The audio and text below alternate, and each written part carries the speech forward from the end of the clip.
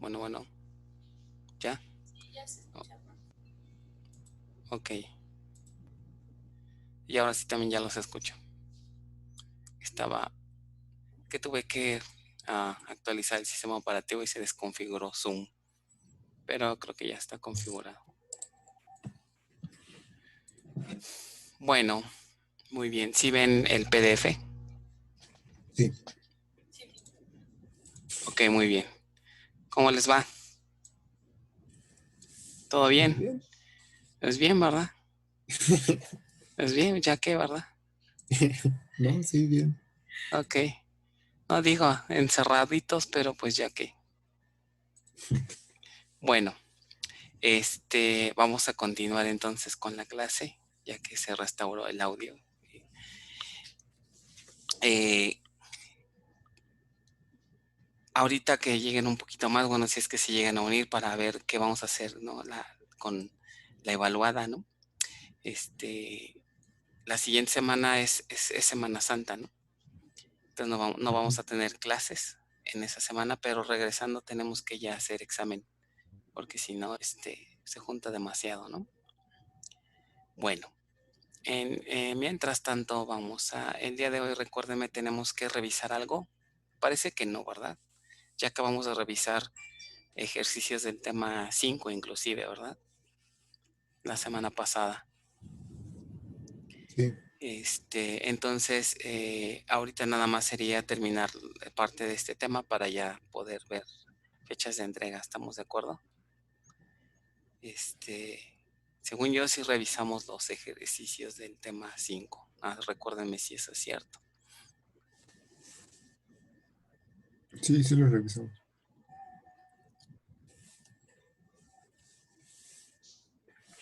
¿Nadie se acuerda? Sí, sí lo revisamos. Ok, déjenme ver, algo pasó otra vez con el audio. Creo que, ahora no sé por qué los estoy escuchando en otro lado, pero déjenme ver. Eh,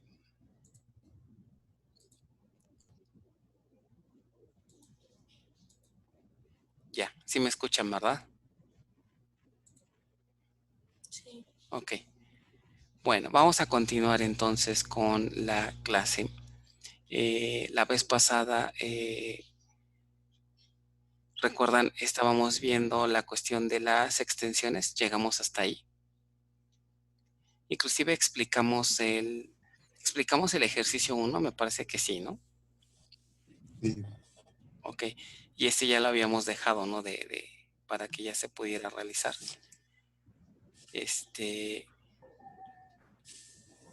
Bueno, vamos entonces con lo que serían los segmentos, hasta ahí seguiríamos, ¿no? El ejercicio 6.1 ya lo habíamos platicado, ahora ya lo pueden hacer con lo que hemos visto. Entonces, más adelante viene un ejemplo de cómo hacer un pequeño programa PLSQL, por si medio se atoran para invocar este procedimiento que ven aquí. Un poquito más adelante viene un ejemplo, ¿ok? Que ahorita yo creo que sí lo alcanzamos a ver el día de hoy. Bueno, el siguiente tema que vamos a revisar es el de segmentos, ¿ok? Si se fijan, vamos avanzando, ¿no? De lo más particular o lo más general.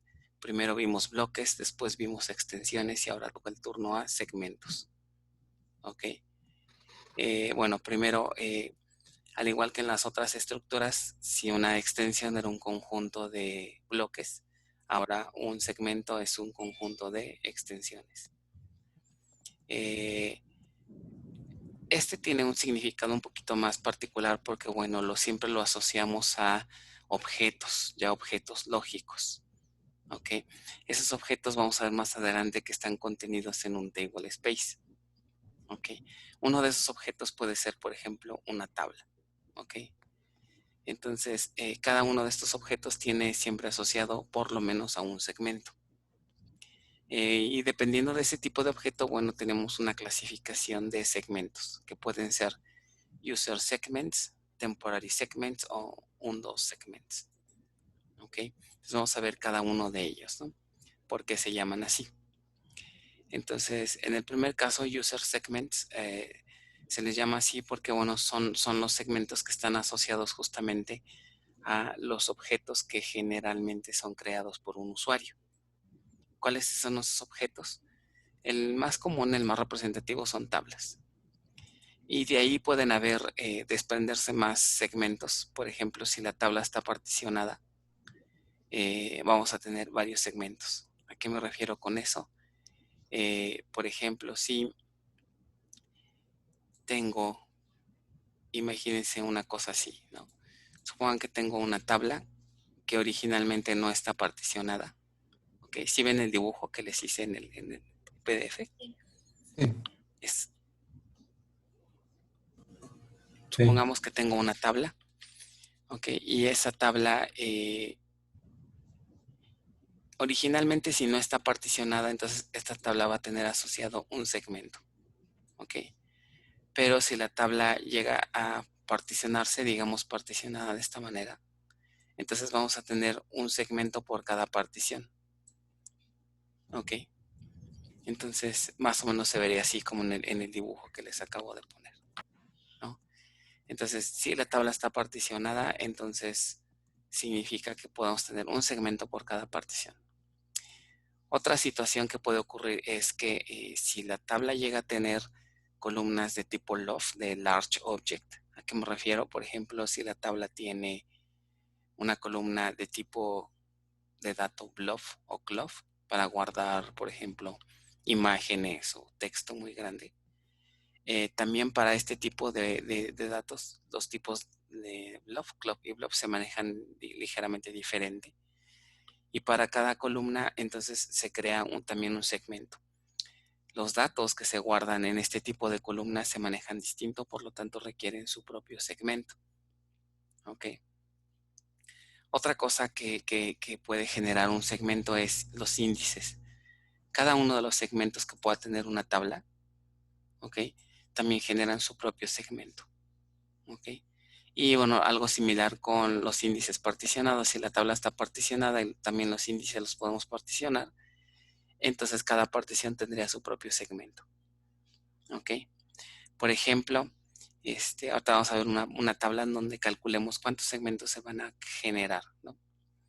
Ahora, ¿en qué momento se pueden crear esos segmentos? Bueno, básicamente por default la creación se le conoce como diferida. ¿Ok? ¿Qué significa que esté diferida? Bueno, que en el momento que la tabla se crea, en realidad no se crean todos sus segmentos, sino eso se hace hasta que se crea un primer registro. Hasta que lanzamos la inserción de un dato, es cuando se hace la creación de todos esos segmentos, ¿no? Ese comportamiento de creación diferida es el comportamiento por default. Y bueno, se hace para evitar que se estén generando tantos segmentos, ¿no? Sobre todo cuando creamos una base de datos y creamos varias tablas, para evitar que se genere todos los segmentos, ¿no? Se utiliza esta opción. Lo que sucede es que cuando se crea un segmento ya se hace reservación de espacio en disco. Entonces, si creamos, imagínense que tenemos un script que crea unas 20 tablas, estaríamos creando o reservando espacio para 20 tablas. Y muchas veces ese espacio ni se ocupa, ¿no? Hay veces que las tablas se quedan vacías por un buen rato y ya estamos ocupando espacio reservado. Entonces, por esa razón se deja hasta que la inserción se haga, hasta que se haga la primera inserción. Que de hecho, no sé si de repente han visto con lo que han usado su base, cuando crean una tabla y hacen las primeras inserciones. En la primera inserción, no sé si han observado que la base se tarda un poco, se nota un cierto delay, ¿no? Eso se debe, bueno, a que se están inicializando todas las estructuras de almacenamiento, bloques, extensiones y segmentos, y ya una vez inicializadas empieza la inserción. Igual no sé si han notado que posterior a la segunda inserción, a la primera más bien, ya las subsecuentes inserciones son un poco más rápidas. Ok, entonces este parámetro que ven aquí, el Defer Segment Creation, se utiliza para controlar ese comportamiento. Por default su valor es true. Ok, que significa que todas las tablas van a generar sus segmentos hasta que se agreguen datos. ¿Ok? Lo pueden cambiar a false, entonces si lo cambian a false significa que en el momento que se crea la tabla, desde ahí ya se reserva sus segmentos y por lo tanto se reserva espacio en disco. ¿Ok? Bueno, cuando eso ocurre, entonces en lugar de utilizar defer, se utiliza immediate, ¿no? Que serían los dos valores. A nivel de tabla también lo pueden controlar. Por ejemplo, esta cláusula que ven aquí, segment creation defer o segment creation immediate, sirve justamente para sobreescribir este parámetro. ¿Ok? Entonces, un ejemplo sería algo así. Creamos una tabla, fíjense, esta tabla tiene aquí un ID, que es un number, y un constraint de llave primaria. Y le estamos indicando el segment creation defer, que sería el default. Entonces eso va a provocar que cuando la tabla se genere, no se genere sus segmentos hasta que se inserten datos. Y bueno, aprovechando este ejemplo, con lo que hemos platicado hasta ahorita, quisiera que me ayudaran a calcular cuántos segmentos estarían creando en esta tabla única una vez que se empiecen a insertar datos. Observen la tabla y quiero que me digan, de acuerdo a lo que hemos platicado. ¿Quién me dice? Nótese que tiene un ID, que es de tipo number, y tiene un constraint que es de tipo primary key. Ok, ¿alguien tiene una idea de cuántos segmentos se crearían? O los veo muy calladitos, ¿eh? Así que échenle ganitas. Es porque es lunes, ¿Quién profe. dice yo? Ni por el chat siquiera. Conste que si no hablan, yo avanzo más rápido y eso implica más, más material y eso implica más exámenes y más tarea, ¿eh? Abusados. Si nadie dice nada, entonces yo me sigo, asumo que todo va bien y entonces pues ya saben lo que va a suceder, ¿eh? Ok, por ahí alguien ya se animó y dicen que 1 y otros dicen que 2. Bueno, miren aquí, la respuesta correcta serían 2, efectivamente. 1 sería el segmento de la tabla completa y otro sería el segmento que se crea por el índice que tiene asociado la llave primaria. Es correcto. El primary key tiene asociado de manera implícita un constraint unique y un constraint not null. Y el constraint unique a su vez se asocia con un índice. Entonces se va a crear un índice y al tener un índice va a provocar la creación de un segmento. Ok. Entonces de ahí que serían 2. Ok. Bueno, ¿qué pasa por ejemplo con otra creación? A ver, fíjense, vamos a revisarlo. Igual quisiera que antes de ver la respuesta, que calculáramos cuántos segmentos se crearían. Fíjense, tiene un empleado ID, ok, y también tiene un constraint de llave primaria, pero ahora tenemos otra columna que es de tipo bluff. Ok, Serían 3. ok, a mí me están diciendo que son 3, pero en realidad serían 4. Ok, ¿quiénes son esos 4? Bueno, el primero sería el global de la tabla, ok, el segmento de toda la tabla. El segundo sería el de la llave primaria, muy bien, como ya seguramente lo vieron. El tercero sería el del dato blob para almacenar los datos de la foto. ¿Y quién es el cuarto? Bueno, el cuarto va a ser también de un índice. Internamente el manejador agrega de forma automática un índice a la columna blob para el manejo del binario. Ok, entonces por eso es de donde viene el cuarto. Cada columna blob también tiene asociado un índice de tipo blob o de tipo love, que sería large object. Y entonces también al ser un índice requiere su segmento. Entonces en realidad son 4. Ok. Esto lo podemos ver aquí en esta pequeña esquema. Ok. Observen, por ejemplo, tenemos aquí la instrucción de una tabla y entonces los objetos que se pueden crear, ¿no? Son estos, con el ejemplo que vemos acá, ¿no? de empleado foto. Vamos a tener un primer segmento que es el de la tabla, que sería este. Otro segmento que sería el del índice, de la llave primaria. Otro segmento donde se va a almacenar la columna foto. Ok, y finalmente otro segmento con el índice de la columna foto, que sería un foto blob o clove, ¿no? Dependiendo del tipo de dato. Entonces en Perdón, realidad profe, tendríamos me cuatro perdí un poco. segmentos. Ok. Bueno, ¿alguna pregunta hasta aquí con los segmentos del usuario que le llamamos aquí? Si nos regresamos sería el user segments. Bueno. Más adelante vamos a ver la cuestión de particionamiento, entonces ahí es donde también los segmentos aumentarían. Ok, pero bueno, de entrada hasta ahorita a eso nos referimos con user segments. Ok. Bueno, si no hay Profe, duda, pasamos a los siguientes, que profe, sería... profe.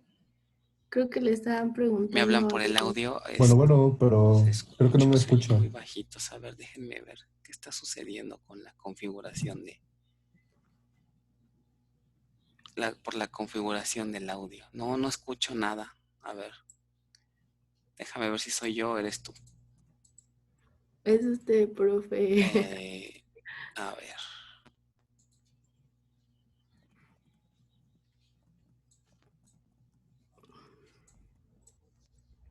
A ver si vuelven a intentar hablar. Bueno. Sí te escucho, pero muy bajito. No sé si los demás lo Este, escuchan con audio normal. Hola. Ustedes sí lo Yo sí lo escuchan. Bueno, escucho yo lo normal. escucho bien. Ajá. igual a ellos los escucho normal. Ah, ya sé qué está sucediendo. Otra vez. Otra vez, por favor. Ah, pues sí, Ok. hablamos normal. Hola. Hola. Al compañero si lo escuchan bien que habla. ¿Sí? Sí, Se supone.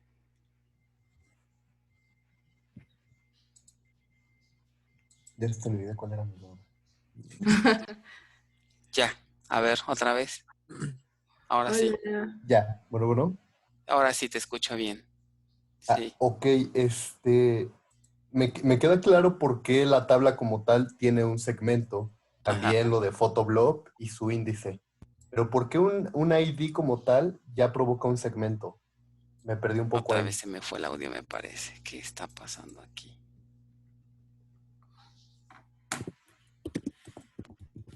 A ver, ajá, ya. Otra vez, por favor. Vaya, ¿por qué el uso de un ID provoca un segmento? Me perdí un poco ahí. No es en tanto el ID, sino más bien lo que lo está produciendo es el índice que está asociado a esa columna. El ID tiene un constraint de llave primaria. Ajá. Ajá. En realidad quien está provocando ese segmento es el índice que tiene ese ID. Al Ok. tener, al tener un constraint de llave primaria, ese constraint tiene implícito la definición de un índice. Ok, Ok. ya recordé. Ajá, entonces en realidad es eso. Tú puedes tener cualquier columna, digamos, no necesariamente tiene que ser un ID. No sé, imagínate que a la tabla le pones número de cuenta, ¿no? El número de cuenta de un empleado. Y si tú Sí. decides agregarle un unique para que no se dupliquen, el constraint unique también implícitamente trae un índice. Entonces, Ok. al definir un índice, la columna número de cuenta también va a tener su propio segmento, ¿ok? Que se asocia a ese índice, ¿ok? Vale, Otro, gracias. otro caso, ajá, por ejemplo, Ajá. si agregan un índice a otra columna, no, bueno, en el caso de si agregan un índice, por ejemplo, para hacer una búsqueda, no sé, al nombre del alumno. Ahora, por ser un índice también tiene asociado, ¿no? Al ser un índice, no importa que no sea unique, también va a tener su segmento asociado. Ok, Ok. Vale, gracias. ok, no, ustedes. Sí, perdón, a lo mejor me estaban hablando y yo por acá, ¿no? Como que sin nada. ¿Verdad? Según ya quedó la configuración. No sé por qué se regresa a que el audio, la salida sea el speaker de la máquina. Entonces no les voy a subir el volumen. Ok, sí me escuchan bien todos ahí, ¿verdad? Sí. Sí. Ok, Sí. muy bien. Entonces, los segmentos temporales, bueno, ese es otro tipo de segmentos, como su nombre lo indica. Un segmento temporal se sirve para almacenar datos que se ocupan de manera temporal, no de manera permanente. ¿Eso qué significa? Que típicamente se asocian a una sesión de un usuario, ¿no? Cuando la sesión se cierra o el usuario sale de sesión, esos datos ya se desaparecen, ¿no? ¿Qué cosas o qué operaciones se hacen con este tipo de datos de manera temporal? Por ejemplo, puede ser la construcción de tablas hash, que vamos a ver. Bueno, la construcción de una tabla hash se utiliza, por ejemplo, cuando se esté ejecutando una operación de tipo join para resolver una consulta que un usuario solicitó. Cuando un índice se crea también, por ejemplo, en el momento que el índice se está construyendo, se está generando, algunos de los datos de ese nuevo índice se almacenan de manera temporal, que es parte del proceso de la creación, y ya después se vuelven permanentes. Ok. A nivel general, ¿no? Si una operación se hace en memoria, pues obviamente el manejador la va a hacer. Pero si por alguna razón no se puede usar la memoria, bueno, ya sea que sea demasiada o que lo que se está intentando hacer va a provocar que nos acabemos la memoria, entonces el manejador puede hacer uso de los segmentos temporales. Una analogía aquí en este punto para entenderlo es como lo que hacen los sistemas operativos con el swap. Si más o menos todos ubican para qué sirve la partición swap, ¿quién me dice en Linux? Cuando ustedes crearon su base de datos, ¿se acuerdan que por ahí configuraron una partición swap? ¿No? Sí, Configuraron su sí. partición, perdón, su partición raíz y luego el swap. ¿Qué finalidad tiene? Se llama memoria de intercambio, ¿no? Ajá. Sirve para, bueno, yo como lo entiendo, es el ayudante de la memoria RAM. Una vez que, bueno, que tu equipo, cuando requiere tu equipo mucho procesamiento en RAM, ocupa este espacio como para almacenar ciertas tareas temporalmente para poder, pues, procesar la información de forma óptima y que no se esté como teniendo que cerrar ciertas aplicaciones para poder sacar el trabajo que pues el usuario pide, ¿no? O sea, es como una extensión de la RAM. Ajá, Bueno, es así yo lo correcto. entiendo. No, básicamente así funciona, ¿no? Lo que ocurre es que si llegáramos a tener un proceso, ¿no? O inclusive si se nos llega a terminar la RAM de la máquina. ¿Y por qué? Porque a lo mejor hay demasiadas aplicaciones abiertas, ¿no? Entonces el manejador puede, sabes que ya no tengo memoria, pero necesito más para poder resolver cierta tarea. Entonces lo que hace es que parte de la memoria que está siendo ocupada por otros procesos se almacena temporalmente, ¿no? La información que está en memoria se baja temporalmente a disco para poder liberar RAM. ¿Ok? Entonces, de manera temporal, esa información que está en memoria se baja a disco, se respalda para liberar un poco de RAM, y entonces esa RAM liberada se ocupa para resolver una nueva tarea, ¿no? Y poder completarla, ¿no? Entonces, ustedes se preguntarán, oye, ¿y qué sucede si en ese momento la tarea que se estaba ejecutando, cuyos datos se bajaron a disco, ahora qué pasa si el usuario quiere retomar esa tarea? Bueno, ahí ocurre lo contrario, ¿no?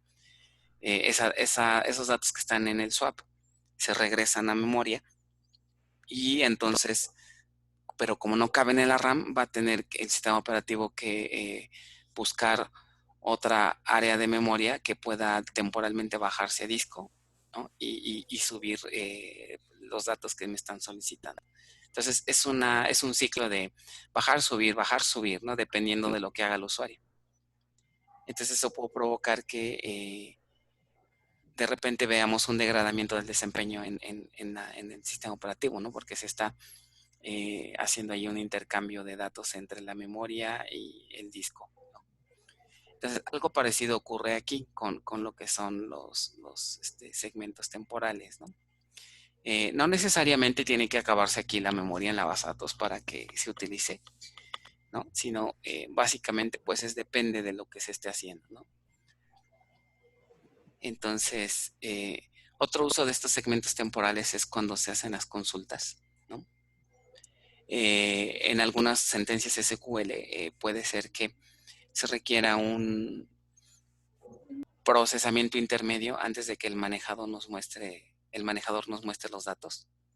Entonces, si se requiere de algún procesamiento intermedio, se utiliza estos segmentos para ahí hacer los cálculos y ya después se nos muestra el resultado, ¿no? Otro uso interesante son con las tablas temporales, ¿no?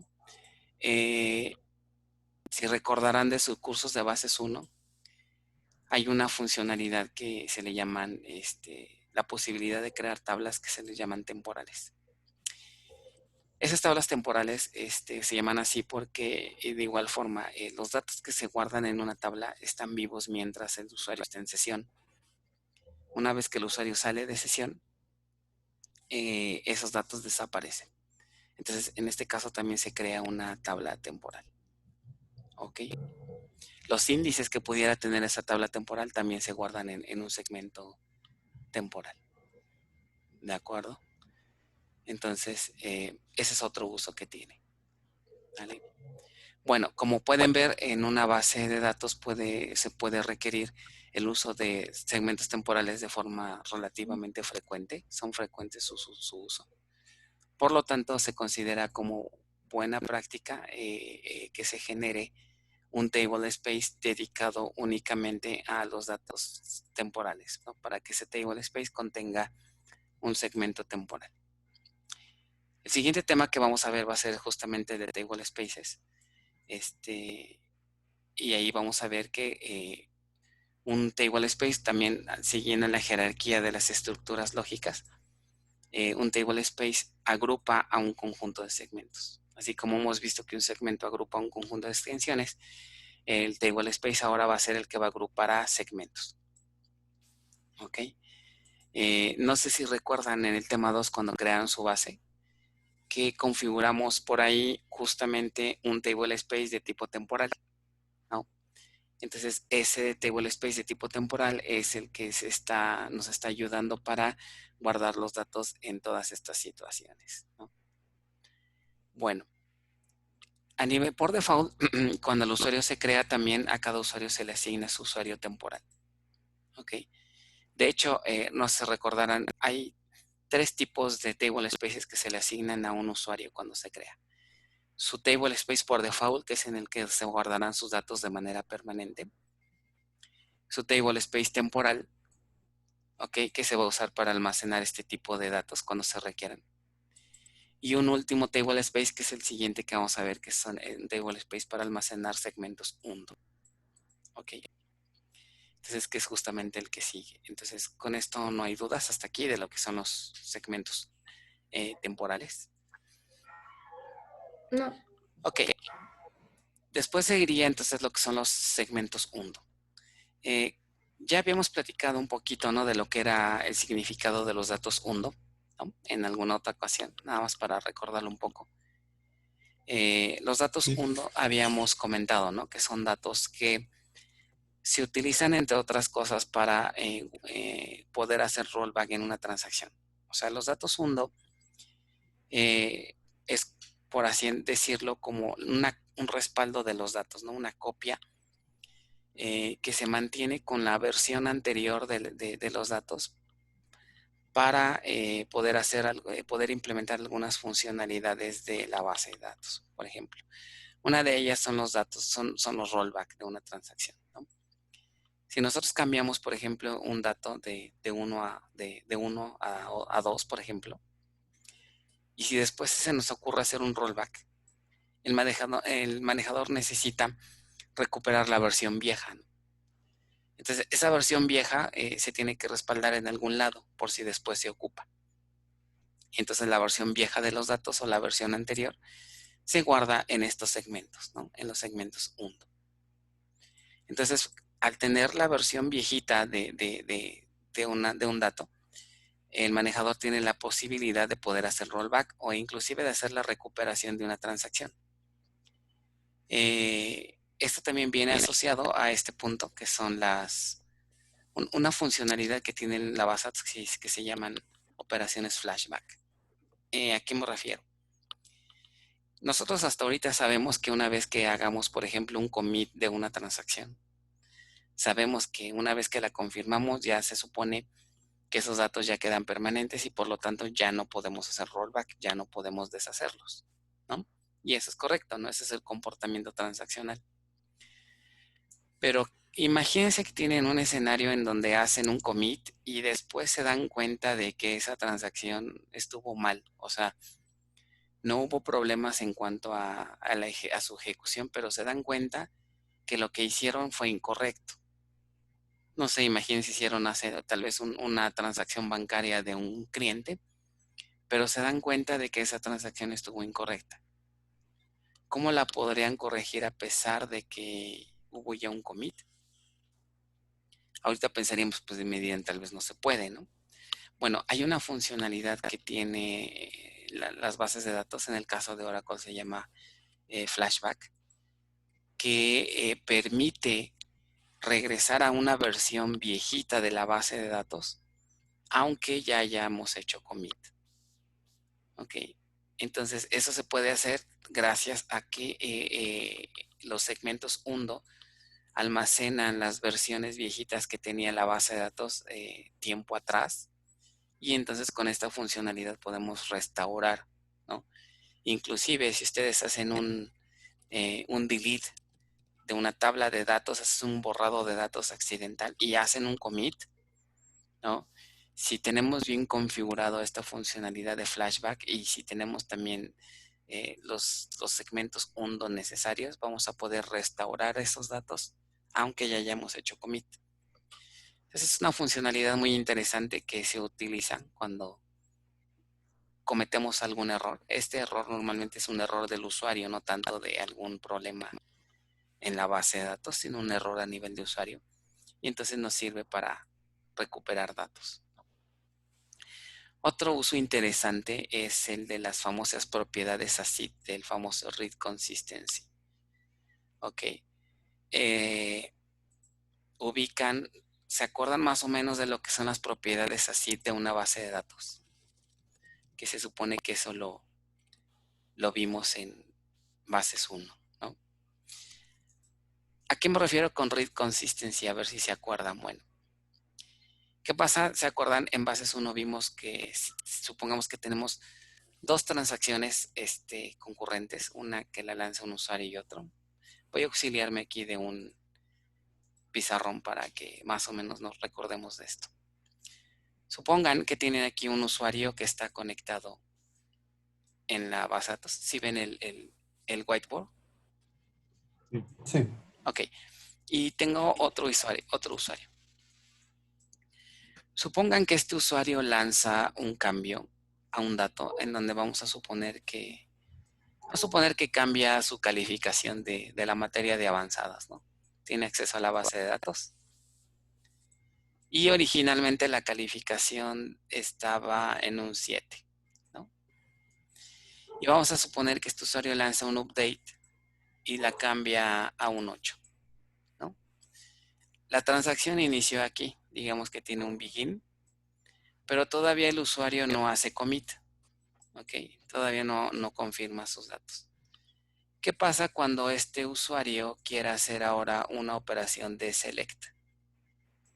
¿Qué debería de mostrarme el manejador cuando hago un select? ¿Un 7 o un 8? Un 7. me debería de mostrar un 7, ¿no? Aquí me va a mostrar un 7 porque dentro de las propiedades así de las transacciones hay una cuestión que le llaman niveles de aislamiento, ¿no? Por default, la base de datos utiliza el nivel de aislamiento read committed, que significa que un usuario no puede ver cambios de otro usuario hasta que el usuario haya hecho un commit o hasta que haya terminado su transacción. ¿Ok? Entonces, si el usuario hace una consulta en este instante de tiempo, va a obtener un 7, ¿no? Si el usuario vuelve a leer o vuelve a consultar el mismo dato posterior al commit de este usuario, entonces aquí sí ya el usuario de la derecha va a leer un valor 8. ¿Ok? ¿Esto para qué se hace? Bueno, para garantizar integridad de los datos, ¿no? ¿Por qué razón? Si la base de datos no me ofreciera este nivel de aislamiento, entonces aquí el usuario va a leer un 8. ¿Y qué pasa si después, en lugar de haber hecho un commit, el usuario es un rollback? En realidad, en la base de datos lo que habría al término de la transacción sería un 7. Pero este usuario se quedó con una mala idea y se quedó con el dato, con un dato 8. Y ese dato 8 en realidad nunca existió en la base de datos, nunca existió porque se hizo un rollback. Entonces ahí también generaríamos inconsistencias. Entonces por esa razón existe este nivel de aislamiento, ¿no? Usuarios no pueden ver lo que está haciendo otra transacción hasta que la transacción los confirme o en dado caso los descarte con un rollback, ¿no? Ahora, ¿cómo creen que le hace la base de datos para implementar este comportamiento? ¿De dónde va a sacar este 7 si el usuario en el DB buffer caché ya le cambió de un 7 a un 8? ¿Ok? Entonces, nuevamente aquí el manejador necesita conservar una copia del dato anterior, del 7, en algún lado. Esa copia justamente se guarda en los datos undo. ¿Ok? Entonces, de ahí, de esa copia, el manejador saca los valores que tenga una versión anterior para poder garantizar este nivel de aislamiento. ¿Ok? Entonces, este tipo de datos, los datos viejitos, también se guardan en los datos undo. ¿Ok? Entonces, hasta aquí no hay duda de esto. Sí. Y los datos únicamente se guarda el registro, solo un Ok, muy registro bien. antes, es un Entonces, registro viejo. Ah, voy a ¿sí me compartir escucha? nuevamente el PDF. Profe, creo que no escuchó a mi Y creo compañero. que alguien me está hablando otra vez por el audio y creo que otra vez tengo detalles con el audio. Qué barbaridad. No sé qué está pasando el día de hoy con el audio. Es que reinstalé aquí Zoom y parece que déjenme ver aquí los settings. Y sí, nuevamente se cambió. Bueno, ahí está, ya los escucho ahí de nuevo. ¿Alguien comentó algo en mi Sí. ausencia? Ok, adelante. Yo, Ajá. que estos segmentos únicamente guarda un registro anterior, o sea, solamente puede hacer un rollback y ese es el que se guarda en el segmento undo, Ah, o lleva el historial de todo. bueno, aquí básicamente puede llevar el historial, se guarda el historial, ¿ok?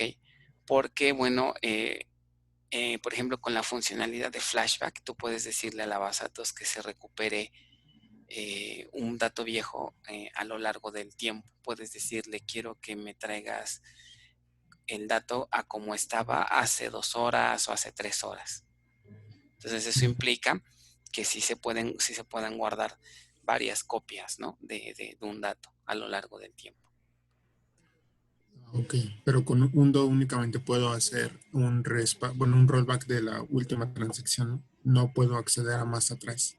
Depende de la funcionalidad que ocupes. O sea, nosotros como usuarios de manera directa no podemos consultar o ver todas las historias, ¿no? Porque eso lo utiliza internamente el manejador para implementar, en este caso, rollbacks o algo así, ¿no? O que tú, por ejemplo, quisieras hacer un rollback de una transacción y luego como que otro de otra que ya sucedió antes, eso ya no podrías, ¿no? Porque esas transacciones ya hicieron commit.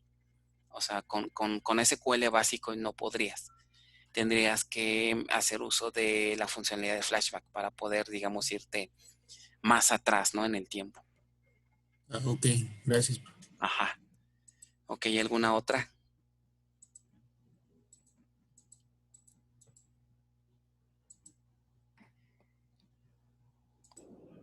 Ok, muy bien. Entonces,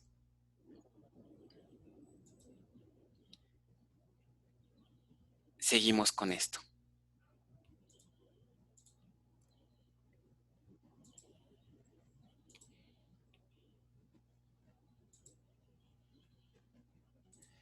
Muy bien.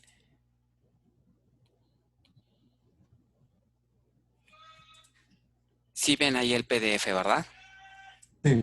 Sí. Bien. Ok, entonces una vez que entendimos a nivel general qué son los datos hundo, no se preocupen por ello. Hay un tema más adelante en donde vamos a regresar a verlos, pero ya de una forma más profunda, ¿no? Es decir, cómo se administran los datos hundo, qué cosas podemos configurarle a los datos hundo. ¿Ok? Hay por ahí un parámetro muy interesante que se debe de tener cuidado con él para que estas funcionalidades no se afecten, ¿no? Pero ya lo veremos en su momento. Ahorita nada más con que nos quedamos con la idea de qué son, está bien.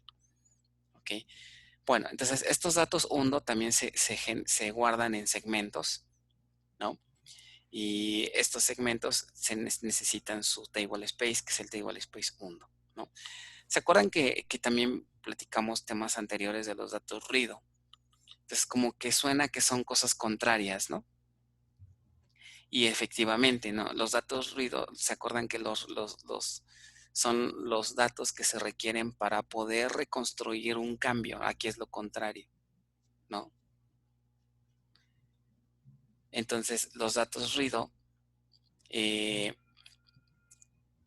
sirven para hacer una reconstrucción y se acuerdan que vimos los datos ruido se guardan en los online read logs y posteriormente se sincronizan con data files, ¿no?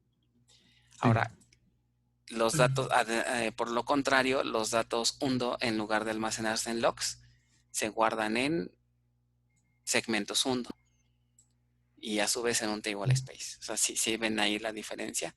Datos ruido se guardan en logs, en archivos, y datos hundo se guardan en segmentos, empleando un table space, ¿no? Entonces ahí la cuestión y la diferencia interesante, ¿no? Ok, ahora, ¿cómo es que se escriben los segmentos hundo? Fíjense, aquí también se le parece un poco al famoso read-log buffer. ¿Se acuerdan que era un buffer circular? Aquí algo parecido ocurre con los segmentos hundo. Estos datos hundo no se utilizan siempre, ¿no?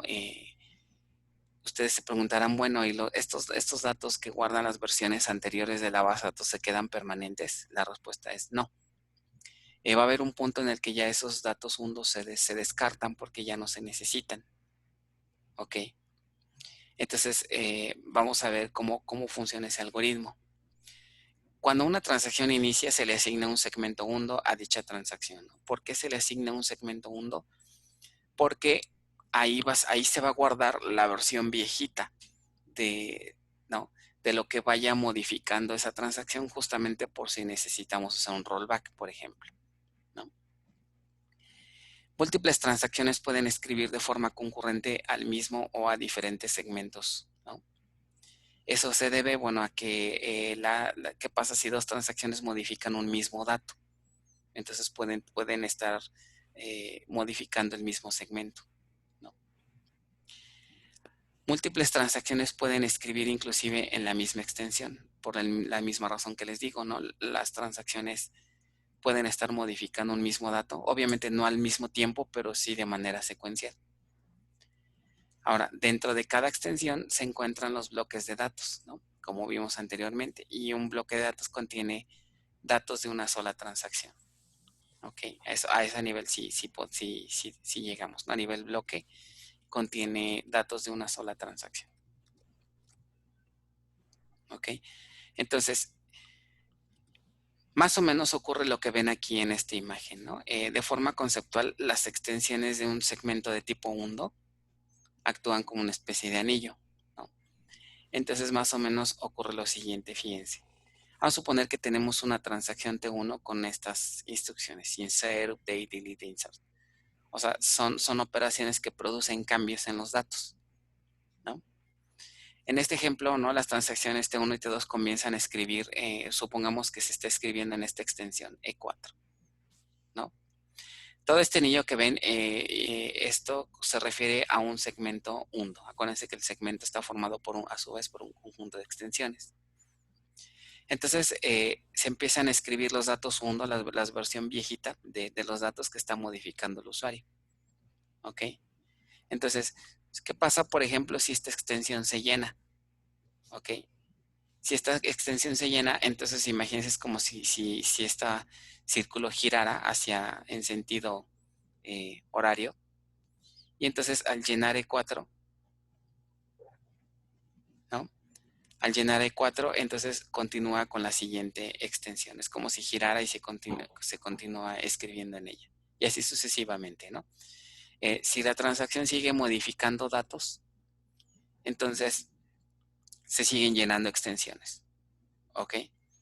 Ahora, ¿qué sucede, por ejemplo, si me acabo, ¿no? Si me acabo todas las extensiones? Entonces, puede ser una de dos, o que se genere una nueva extensión, o que si una de las extensiones ya fue liberada, la puedo reutilizar. ¿Ok? Entonces puede pasar esos dos eventos. Si me acabo todas las extensiones que tengo reservadas hasta el momento, puede que se genere una nueva para seguir escribiendo. O si ya hay una extensión disponible, la puedo sobreescribir. ¿Ok? Y por esta razón se hace una especie de anillo, ¿no? Porque estas extensiones se pueden reutilizar. Nótese que eso no sucede con un segmento permanente que contienen los datos permanentes, ¿no? Una vez que una extensión se le asigna datos en una permanente, esa extensión ya jamás se puede reutilizar. ¿Ok? Y si se fijan, tiene bastante sentido, ¿no? Todos los datos que tenga una tabla, pues ¿en qué momento van a poder reutilizar eso? Pues en realidad nunca, a menos de que eliminen los datos de la tabla, ¿no? Pero realmente no es algo circular. ¿Ok? Entonces, las extensiones pueden irse sobreescribiendo. Ahora, ¿cuál sería el otro evento más bien, o la condición que puede provocar que una extensión se reescriba? Básicamente cuando ocurra lo siguiente, ¿no? La extensión se debe de marcar como una extensión que tiene datos undo inactivo. ¿En qué momento se marca una extensión con datos undo inactiva? Bueno, básicamente ocurre lo siguiente. ¿En qué momento creen que ya esos datos se puedan reescribir? Sobre todo cuando la transacción ya no los ocupe. Por ejemplo, si la transacción hizo un commit, ya se confirmó. Por lo tanto, ya no podríamos hacer un rollback. Ok, entonces, al ya no requerirse un rollback, esa versión viejita, en teoría ya pudiéramos nosotros eliminarla. Ya no la necesitaríamos. Ok. Entonces, ahí ya podríamos marcarla, digamos, a esos datos undo como un dato undo inactivo. Entonces, en ese caso, ya pudiéramos sobreescribirla, ¿no? Ok, en este ejemplo, vamos a suponer que en el siguiente ejemplo se crea una nueva extensión E5, ok, ya que las demás extensiones ya no cuentan con espacio. Los datos undo que contienen aún siguen activos, ok. O sea, si el dato undo se marca como activo, este no puede ser sobrescrito. Entonces, en ese caso, no sobrescribo y se genera una nueva extensión para poder continuar escribiendo. ¿Ok? Entonces, ¿hasta aquí hay alguna duda de cómo funcionan los datos undo? Esto es muy básico, ¿no? Ahorita hay otra cuestión que tenemos que considerar, que es bueno, aparte de hacer commit, aunque se haya hecho commit, los datos undo pueden todavía estar vivos. ¿ok? Se quedan un tiempo más, aunque la transacción haya hecho commit, justamente para implementar, por ejemplo, operaciones como de flashback, ¿no? Si más adelante requerimos regresarnos, esos datos juntos siguen vivos. Hay un parámetro que es el que vamos a ver en temas más adelante que me permite configurar hasta cuánto tiempo vas a dejar esos datos vivos, ¿no? Aunque las transacciones hayan hecho commit. Durante todo ese tiempo, estos datos hundo quedan ahí guardados en el table space. Y por lo tanto, pueden estar llenando, ¿no? El table space con datos hundo. Debe haber un momento, hay un momento en el que ya se liberan y eso se configura con ese parámetro, ¿no? Hay algunas ahí recomendaciones para saber qué tanto tiempo dejarlo, pero eso lo veremos en su momento, ¿no? En el tema específico de datos hundo. Entonces, ahorita lo que a nivel resumen, lo que me interesa mucho o lo que debemos de entender es que primero, saber qué son los datos hundo, que ya lo vimos. Número 2, saber que los datos hundo se guardan en segmentos especiales llamados segmentos hundo. Ese conjunto de segmentos hundo se guardan en un table space especial que se llama table space hundo.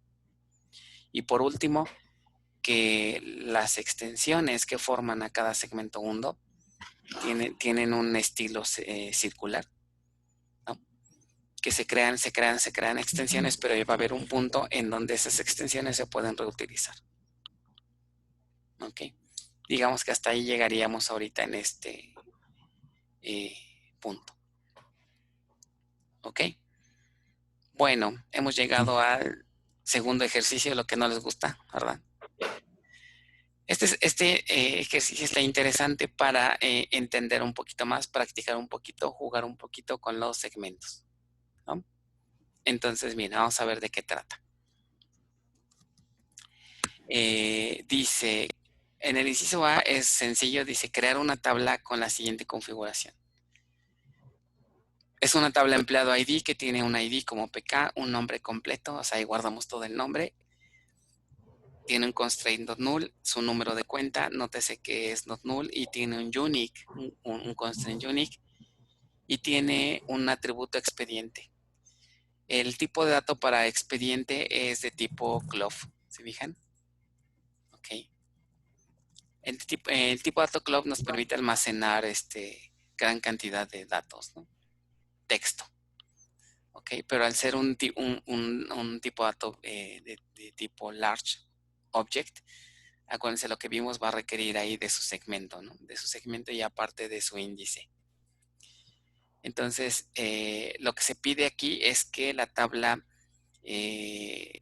al momento de que se cree la tabla, los segmentos no deben ser generados en ese instante, sino que deben ser generados hasta que se inserte el primer registro. Esto ya lo podrían hacer, ¿no? ¿Se acuerdan que vimos la cláusula para...? Default. Exacto. Y aparte es el default. Entonces, pero Ajá. para estar bien seguros lo podemos configurar en donde, en el create table, ¿no? ¿Se acuerdan que vimos aquí? El ejemplito que vimos acá de create table lo pueden poner aquí, ¿no? Con esta cláusula para estar seguros, ¿no? Muy bien. Ahora, en el inciso B, ahora, ya que hayamos creado la tabla, la vista del diccionario de datos donde podemos consultar los segmentos que tiene una tabla se llama, bueno, a nivel de usuarios user segments, pero acuérdense que también está la versión de DBA segments, ¿no? Que contendría los segmentos de todos los usuarios. Ok. Empleando la vista user segments, ¿no? Obtener los siguientes datos. Nombre del segmento, o sea, esa vista nos dice el nombre del segmento. Generalmente se utiliza el nombre de la tabla para identificar a su segmento. Pero cuando sean segmentos, por ejemplo, de índices o segmentos de columnas tipo club o love, club o bluff, perdón, ya utilizan variantes en los nombres. Entonces ahí vamos a ver ahorita. ¿Ok? Nombre del table space donde se crea el segmento. Ok. Número de bytes que contiene ese segmento, que en realidad el número de bytes, si pensamos un poco, pues sería equivalente a hacer la suma de los bytes que tiene cada una de las extensiones de ese segmento. Y a su vez, acuérdense que una extensión estaría formado por un conjunto de bloques, ¿no? Entonces, el número de bytes me indica la suma total de todos los bytes que integran a ese segmento. El número de bloques que contiene ese segmento, que igual no es otra cosa más que el total de los bloques que tiene sus extensiones, ¿no? Y el número de extensiones que contiene el segmento. ¿Ok? Otra cosa que también podemos consultar es el número mínimo y máximo de extensiones. Un segmento no tiene un número mínimo y máximo de extensiones que generalmente, bueno, se configuran los valores por default, los máximos, ¿no? Ahora, dice aquí, notar que esta vista tiene todos los segmentos del usuario, de un solo usuario, ¿no? Del que está en sesión. El detalle aquí es que si el usuario crea varias tablas, en esta vista se mostrarían los segmentos de todas las tablas, ¿no? Entonces, una forma que pudiéramos hacer para que nos muestre nada más los segmentos de una tabla es agregar una condición, ¿no? En su sentencia tendrían que agregar algo así. Where segment, bueno, seleccionar todos estos atributos de la vista user segments y luego la filtran, ¿no? Donde el nombre del segmento, vean que estoy utilizando like. Aquí fíjense que hay un error. Dice where segment-like. Más bien debería ser where segment-name. Like empleado, ¿no? Aquí está, algo raro pasó ahí con con ese sintaxis, ¿no? Bueno, lo voy a corregir, pero sería where segment name like empleado. Ahora, eso aparentemente funciona, pero ¿qué creen? No va a funcionar del todo.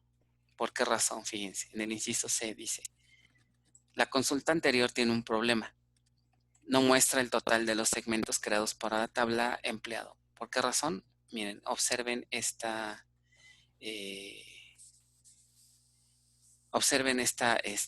tabla, ¿no? Aquí me ponen en el chat que si el like es por el porcentaje. El error no es en el porcentaje, más bien me equivoqué. La columna se llama segment name.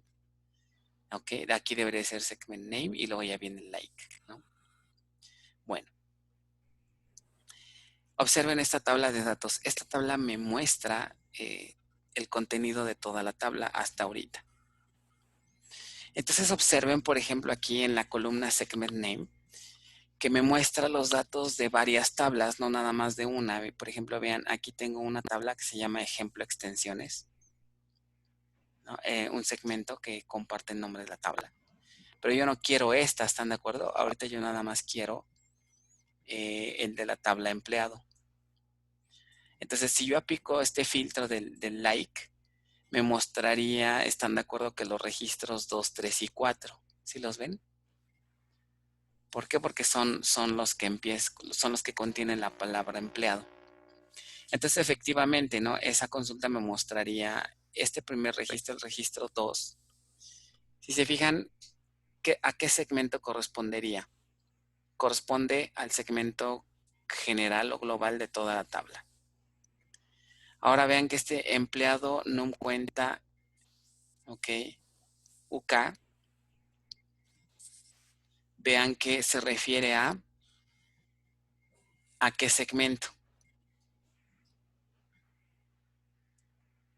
A un segmento de tipo índice, ¿no? Que corresponde a la llave primaria. Ahora, aquí hay que tener mucho cuidado porque sí me pudo mostrar este registro, pero fue porque aquí utilicé el nombre de la tabla para nombrar al constraint. Ok. Entonces también aquí hay que tener cuidado porque si le ponemos diferente al nombre del constraint, ya no podría utilizar esta condición, sino tendría que buscar cómo le pusimos al índice, ¿ok? Cómo se bautizó al índice para poderlo ligar con este registro. Entonces es importante que los nombres del constraint pues le pongan el nombre de la tabla, empezando con el nombre de la tabla, o por lo menos que lo contenga para que podamos consultarlo. ¿Sí me explico? Sí. Por ejemplo, acá con el otro, vean, empleado-pk. Este en realidad es el nombre del índice de la llave primaria de la tabla. ¿Ok? Entonces también hay que tener cuidado que debe de llamarse o contener la palabra empleado para que lo muestre. ¿Ok? Ahora, donde se complica un poco es con los otros dos registros que están aquí en este recuadro en rojo. De verlos, ¿qué me podrían decir? ¿A qué corresponden estos segmentos? A la parte de empleado, ¿no? Del LOP. Ajá. Se fijan que la columna aquí les decía que debe de contener, ¿qué cosa?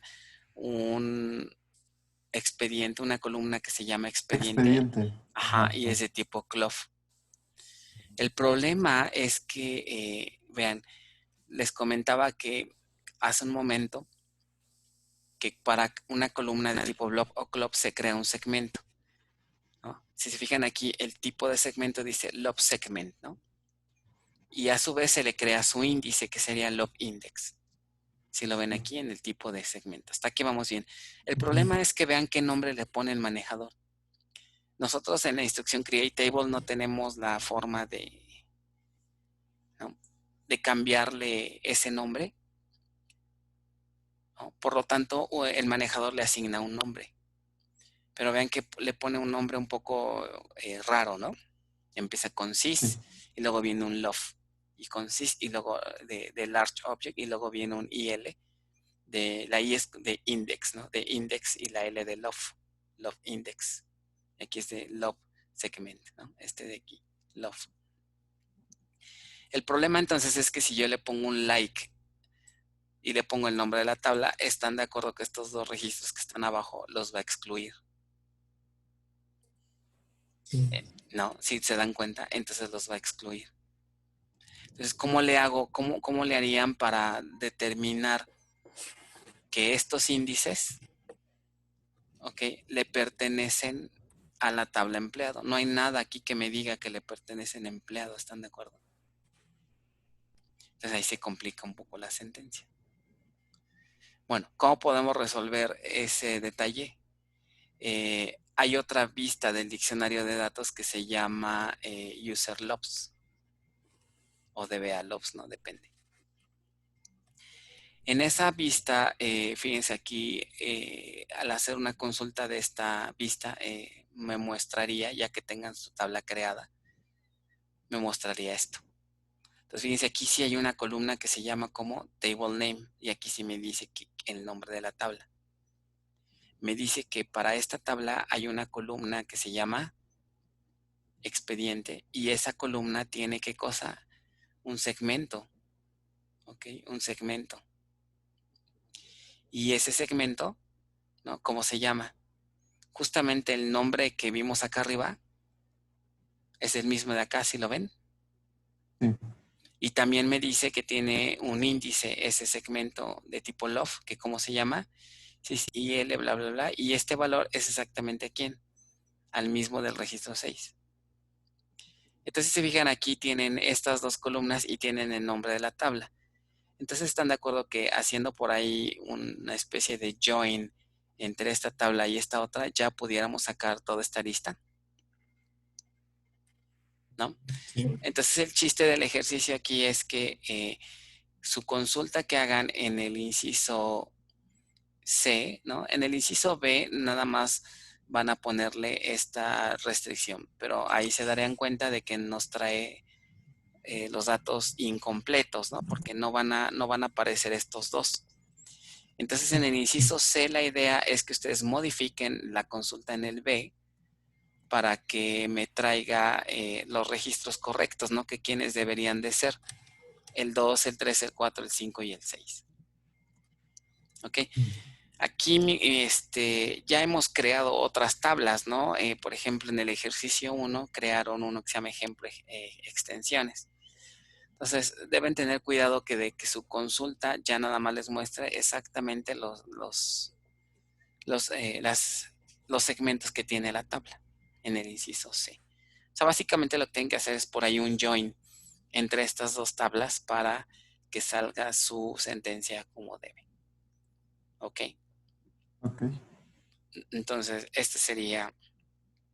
Ahora, ojo, aquí estoy asumiendo que ustedes van a usar un nombrado de constraints adecuado, porque si no le ponen bien, ¿no?, los nombres de estos constraints, entonces no van a poder aquí determinar cuáles son los segmentos, ¿no? Por ejemplo, voy a volver a pasarme al ejemplo que les mostré hace rato. Si se fijan, yo aquí estoy utilizando, le asigno empleado ID, number constraint, y vean que estoy tomando la precaución de ponerle un nombre a este constraint, ¿no? Aquí igual me equivoqué, debe ser PK, ¿no? Pero bueno, de ser PK. Pero fíjense, aquí estoy usando el nombre de la tabla para poderlo asociar. ¿Qué hubiera pasado si no tomo esa precaución y le pongo otro nombre, o inclusive no le pongo? Ya entonces aquí me pondría nuevamente en esta más bien, ¿no? Aquí, en en el 3, sobre todo. Igual me mostrarlo como sys, y un numerito, ¿no? O alguna otra nombre que ustedes le hayan puesto, pero que no les permite distinguir que ese segmento le pertenece a esta tabla. Ahí lo que tendrían que hacer es algo parecido como lo que hicimos con el 5 y el 6. Tendríamos que consultar en otra vista para que me diga a qué tabla le pertenecen esos constraints. ¿Ok? Entonces eso lo pueden hacer con justamente user constraints, ¿no? En user constraints les dice el nombre del constraint y a qué tabla pertenece ese constraint. Entonces igual tendrían que hacer un join con esa tabla y ya podríamos saber qué constraints tiene la tabla. ¿Ok? Y con eso, es que aquí el detalle es que el segment name, cuando se trata de un índice, le pone el nombre del constraint unique. Ok, entonces ahí es donde se nos puede complicar si no le ponemos un nombre adecuado. Ok, bueno, eso sería lo de el ejercicio 6.2. ¿No hay duda de lo que van a hacer entonces? No. A ver cómo les No va por con su ahora. consulta, sobre todo el inciso C. Ok, Sí.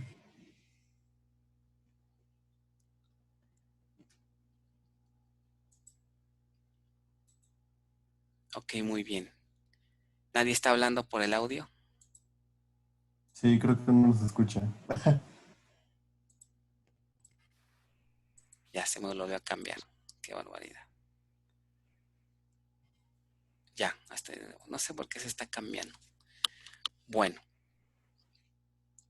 ¿no dudas hasta ahorita entonces? No. No. Ok. Sigamos entonces. Siguiente punto es el de administración del espacio empleando segmentos. Aquí ya nos vamos a meter en un tema un poco más complicado, así que abusados, ¿no? Entonces, ¿qué es eso de la administración del espacio empleando segmentos? Bueno, básicamente aquí a lo que se refiere es que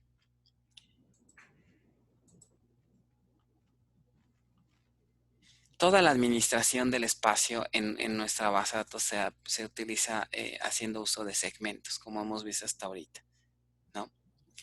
Entonces, el manejador tiene que estar aquí administrando qué tanto espacio hay en cada segmento, en qué segmentos hay espacio libre, o qué segmentos ya se llenaron, ¿no?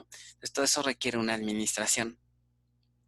Ok, entonces esa administración se realiza siempre a nivel de segmento, ¿no? Entonces vamos a revisar algunos conceptos que necesitamos atender para comprender cómo se hace esta administración. Ok, entonces un primer concepto que quisiera aquí comentarles es el que se le llama el concepto de high watermark, ¿no? Como que esto en español sería así como que la marca de agua, ¿no? La marca de agua alta, que básicamente aquí la definición dice, ¿no? Es un punto dentro de un segmento en el que posterior a él, sus bloques de datos nunca se han empleado para guardar datos. E inclusive puede que ni tenga un formato. ¿Ok? Entonces, voy a adelantarme un poquito aquí a esta imagen para explicarles. Supongan que aquí en este dibujo, supongan que todos estos bloques que ven aquí, supongan que fueron reservados para un segmento. ¿Ok? Acuérdense que a su vez este conjunto de bloques forman extensiones. Entonces, cuando se reserva espacio, supongamos que la tabla todavía no tiene ningún registro. ¿Ok? Entonces, todos estos bloques van a estar vacíos cuando la tabla está nueva. No hay datos. Por lo tanto, la marca de agua están de acuerdo que va a estar hasta la izquierda porque todavía no hay datos, ¿no? Entonces, esta marca de agua básicamente me va a decir hasta en qué punto del segmento hay datos. ¿Ok? Esa es la idea. Ahorita les explico para qué se utiliza esa marca de agua. ¿Ok? Ahora, para hacer la administración del espacio en un segmento, hay dos técnicas, digamos nuevamente la técnica manual y la técnica automática. ¿Ok? Automatic Segment Space Management o ASSM y el otro que es Manual Segment Space Management, que es MSSM. Aquí lo bueno de esto es que ya en versiones actuales de la Basatos ya no nos va a interesar mucho ver la manual. A nivel general a nivel general se recomienda que se utilice siempre la automática. Entonces la manual realmente no la vamos a revisar mucho porque pues ya no se usa. Ahorita todavía existe, pero es nada más por compatibilidad con otras versiones. Realmente ya no debería de usarse. ¿Ok? Entonces nada más la manual hacía uso de lo que le llamaban listas para determinar dónde había espacio, ¿no? Se genera una lista de bloques y en esa lista de bloques se podría ver qué bloques tienen espacio, ¿no?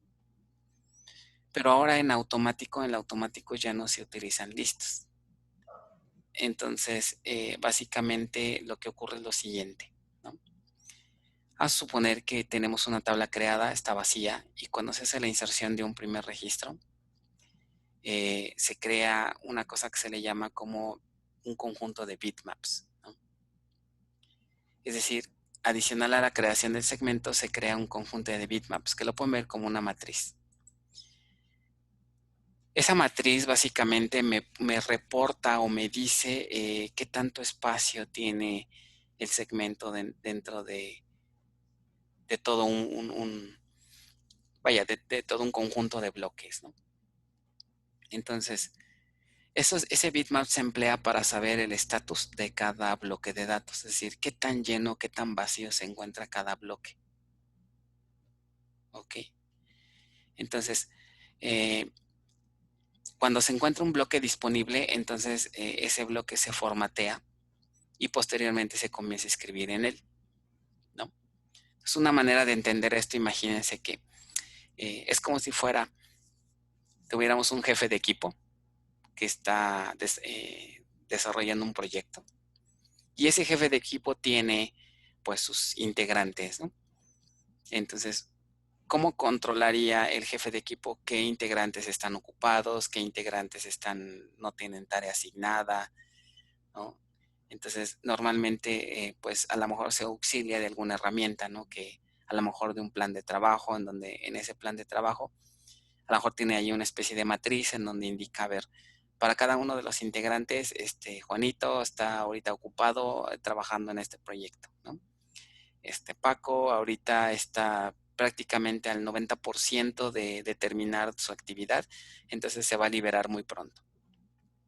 No sé, Luis está ahorita sin trabajo asignado, ¿no? Entonces todo eso a lo mejor lo guardan en una bitácora, en algún Excel, en alguna matriz, en donde tienen todos sus empleados y la lista de tareas, ¿no? Y qué tanto porcentaje llevan de avance.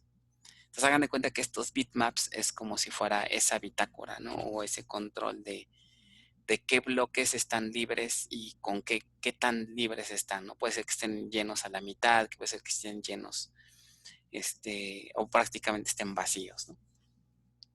Entonces, ese bitmap se guarda o se asocia a un segmento y pues básicamente con ese bitmap el manejador puede saber qué tan lleno o qué tan vacío están los bloques de un segmento. ¿Ok? Entonces, el uso de estos bitmaps es la forma que se utiliza hoy en día y no es, digamos, es eficiente por las ventajas que me da, ¿no? Entonces, es la más recomendada, Profe, obviamente. perdón, Ajá. el cuadro de su configuración de audio tapa un poco el PDF. Ah, ok, sí se ve aquí el PDF. Ok. Pensé que no se Sí, ahí mostraba. está, gracias. Ahí está ya bien. Ok, perdón. Sí, Pensé que gracias. no la veían ustedes, pero por lo veo, sí se encima, ¿no? Ok. Entonces, más o menos se entiende lo que es los bitmaps de un segmento. Sí. Ok. Ahora, ¿qué beneficios ofrece? Bueno, de entrada, mejora el uso del espacio disponible. Es como igual, ¿no? Un jefe de equipo con sus elementos, ¿no? Al tener esa control, esa tablita, pues tienen un mejor control de quién está trabajando, quién no y qué tan libres están sus elementos, ¿no? Otra de las ventajas es que al conocer el estatus actual de cada bloque, cuando se haga una inserción, permite que se puedan escribir en varios bloques de manera simultánea. Ok. Cuando se hace una inserción, detecta en qué bloques hay espacio y entonces se puede escribir en ellos de manera paralela. Entonces eso hace que el desempeño mejore cuando se haga escrituras a los bloques. Ok, entonces ahora, ¿en qué consiste el estatus de cada bloque? Fíjense bien, para realizar la administración o para determinar qué tan lleno o si tiene datos o no, se utilizan los siguientes estados, ¿no? Y aquí es donde ya entra, se usa la famosa marca de agua, ¿no?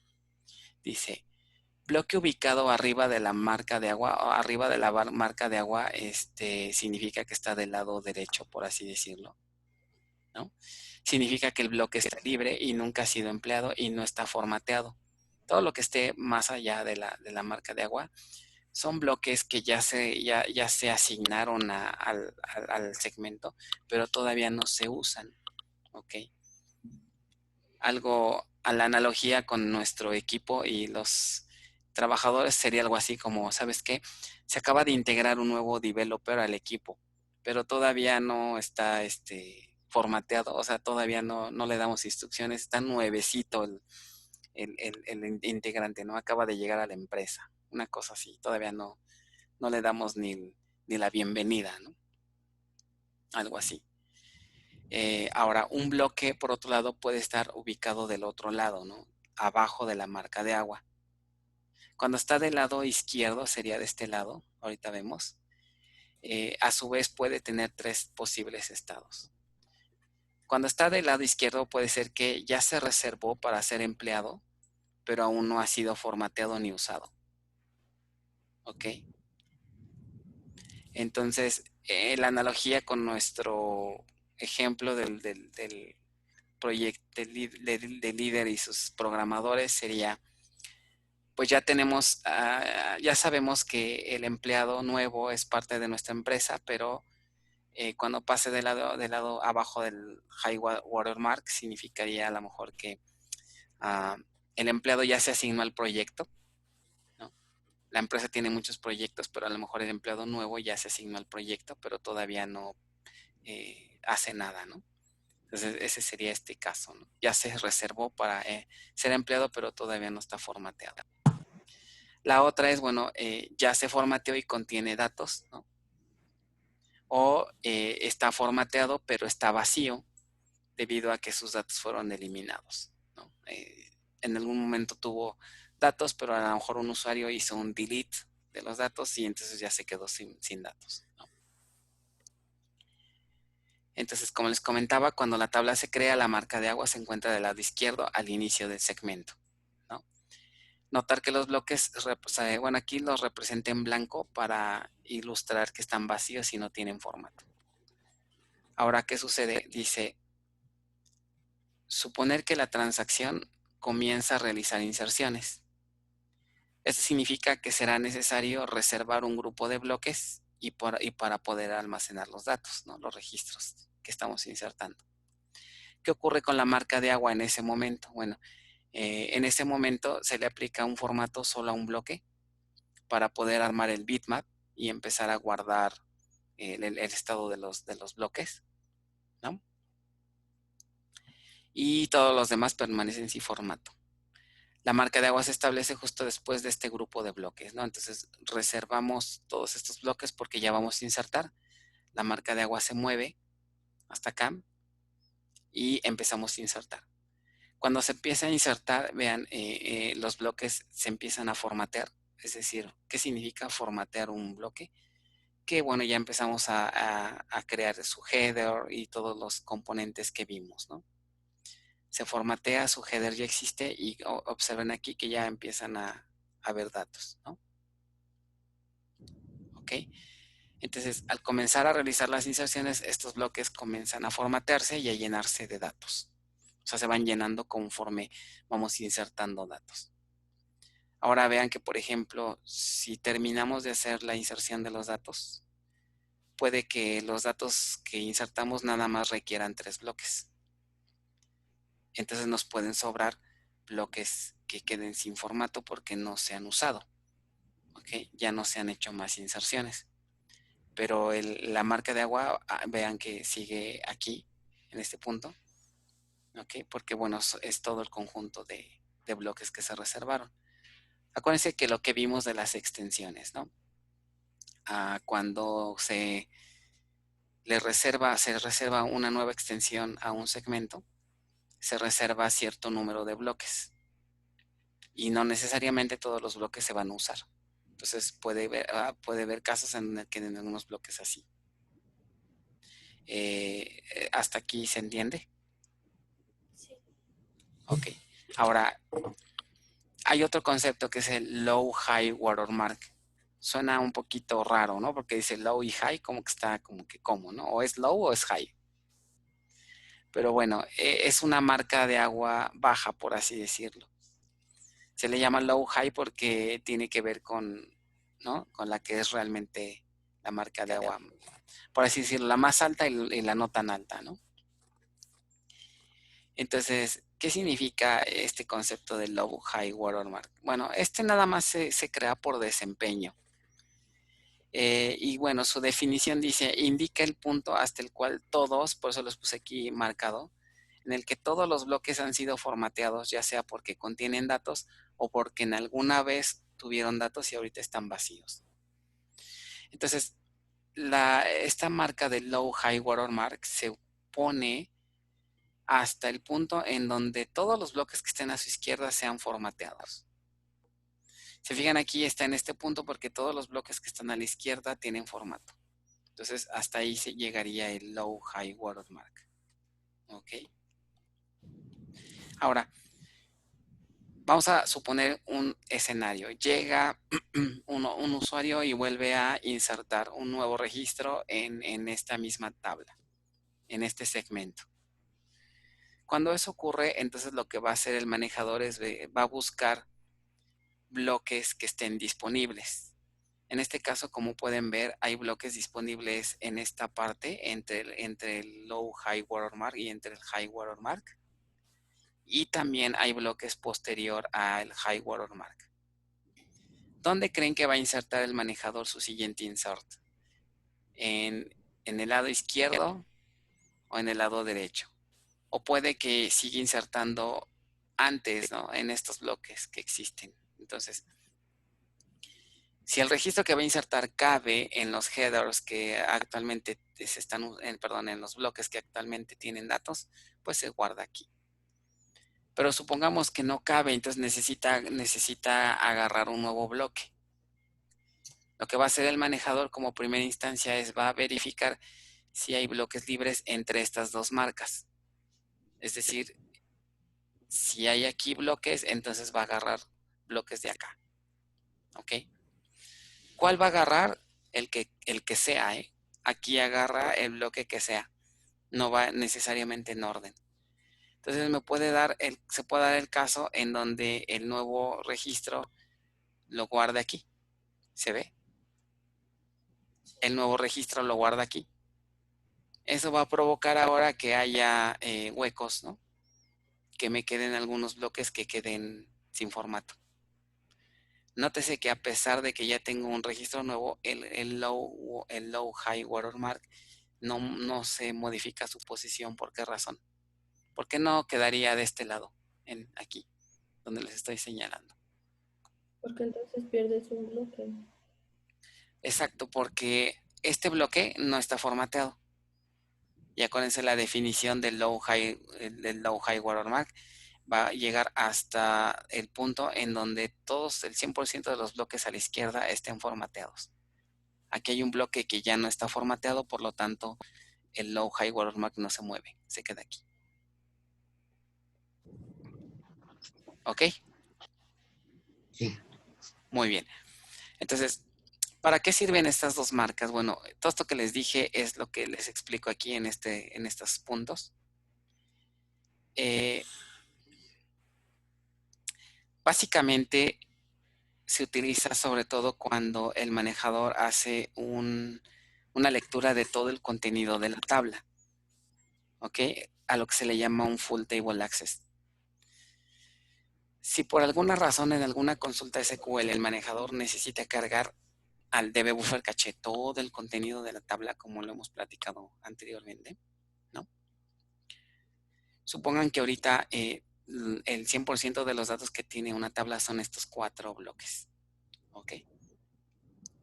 Entonces lo que va a hacer el manejador aquí en esta situación es que de manera muy rápida y secuencial, pues va a leer todo esto hasta donde esté el low high watermark. Va a hacer una lectura secuencial de todos los bloques, ¿no? De manera rápida y secuencial.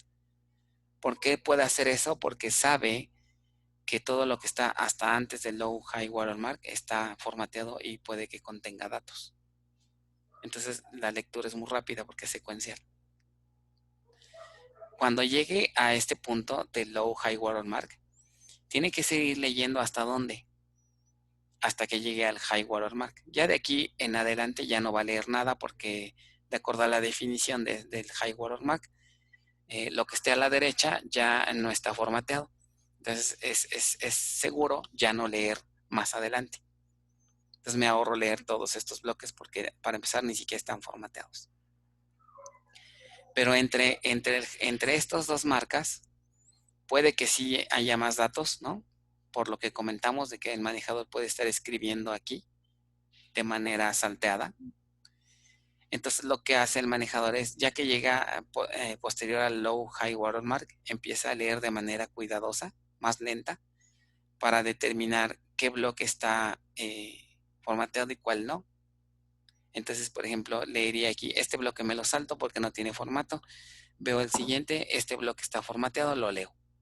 Este no, entonces no lo leo. Entonces, ese proceso de verificación hace que el escaneo sea un poco más lento. Entonces, básicamente para eso está el low high watermark. Como aquí en la parte de la izquierda no tengo ningún bloque sin formato, la lectura es más rápida, ¿no? No tengo que estar checando si el bloque está formateado o no. ¿Ok? Y entonces eso hace que el desempeño para leer todos los bloques de una tabla sea más rápido. ¿Sí? Entonces, ¿se entiende estos conceptos? Muy abstracto, ¿no? Pues podría existir mucho como fragmentación, ¿no? O sea, a Ajá. nivel bloque y a nivel dentro Sí, de la memoria de cada header. sí. Para eso justamente se utiliza este bitmap. Porque el bitmap me diría, mira, tienes 3 bloques que tienen datos. ¿Ok? Y me puede decir este bitmap también qué tan llenos están, qué tan llenos. Y otra cosa también que te va a decir el bitmap, ¿sabes qué? El bloque 4 está sin formato. El bloque 6, el bloque 5 tiene datos y el bloque 6 no tiene formato. Y después está la marca de agua. Entonces, con toda esa información que se tiene en el bitmap, el manejador puede ir seleccionando qué bloques, para qué, para tratar de que todo se llene de manera continua. Ok. Entonces, para eso se utiliza el bitmap, para que si hay unos pequeños huecos ahí, el bitmap me dice, mira, aquí tienes un hueco de, ¿qué te gusta? De 3K. Entonces, al momento de insertar un registro, el manejador va a checar el tamaño del registro. Y me va a decir, ah, mira, ¿sabes qué?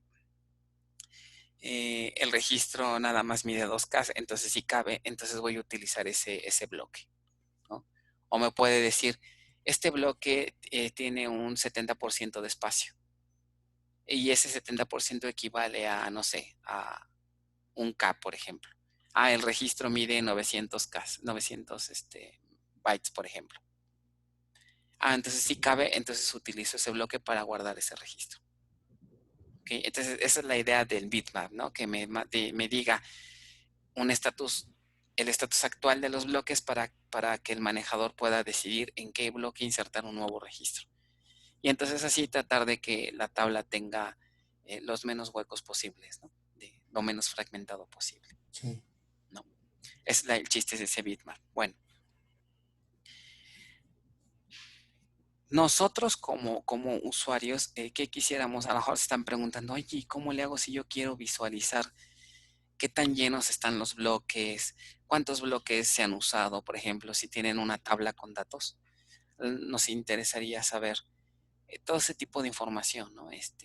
¿Cuántos bloques tienen? ¿Qué tan llenos están los bloques? ¿Cuántos bloques están sin formato? Todo eso. Es decir, a nivel de vistas del diccionario de datos no podemos consultar ese bitmap porque ese bitmap en donde existe, en el segmento. Entonces no podemos nosotros de manera directa irle a preguntar un segmento. Lo que podemos hacer es consultar el diccionario, pero en el diccionario no están esos datos. ¿Ok? Entonces, ¿qué tenemos que hacer? Nos tenemos que auxiliar no de vistas del diccionario de datos, sino de programas de procedimientos que ya trae la base de datos programados y que son los que se encargan de ir a extraer la información de los segmentos. Ok. Entonces, esos procedimientos están en un paquete PLSQL que se llama dbms-space. Ok. Entonces, ese paquete contiene procedimientos almacenados que ya están hechos y que me permiten saber información, por ejemplo, del espacio que no se ha utilizado en un objeto. Por ejemplo, hay un procedimiento que se llama onUseSpace y ese procedimiento me dice información acerca del espacio que no se está utilizando en el objeto. Por ejemplo, si esta es una tabla, este procedimiento me diría, ah, mira, ¿sabes qué? En estos 1, 2, 3, 4, 5 bloques no se están utilizando. Entonces podríamos saber qué tanto porción de espacio no se está usando.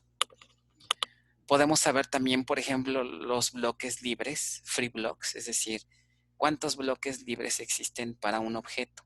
Al hablarles de un objeto me refiero a un segmento, que puede ser una tabla, puede ser el segmento de un índice.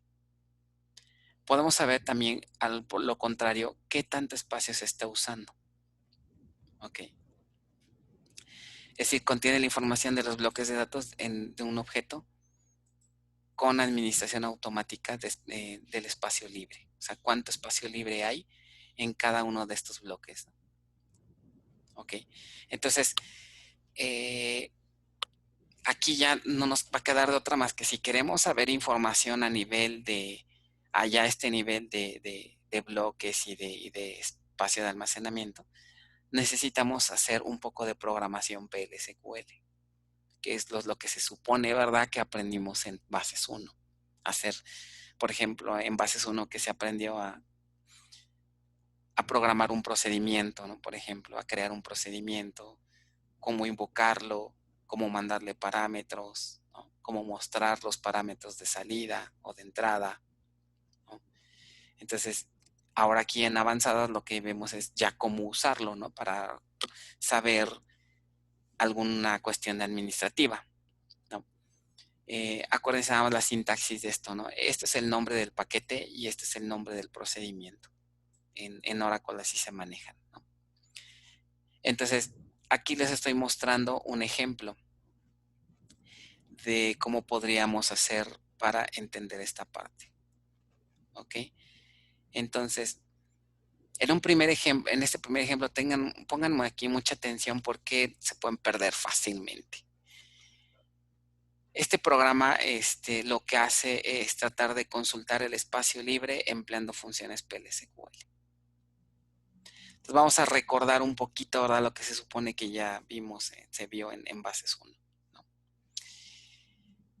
Voy a explicar más o menos el programa para que se entienda y ahorita me van diciendo sus dudas, ¿no? Conforme vayan apareciendo. Primero que nada, lo que hay que entender es que estas instrucciones, ¿no? Aquí el whenever es SQL error exit rollback.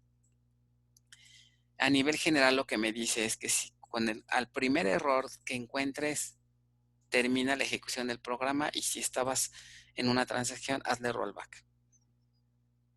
Ok, entonces esto puede ser útil para, si vemos que nuestro programa está fallando, que se detenga el primer error y que si empezó a meter datos o a crear o a hacer ahí transacciones, haga rollback para que podamos dejar a la base como estaba, ¿no?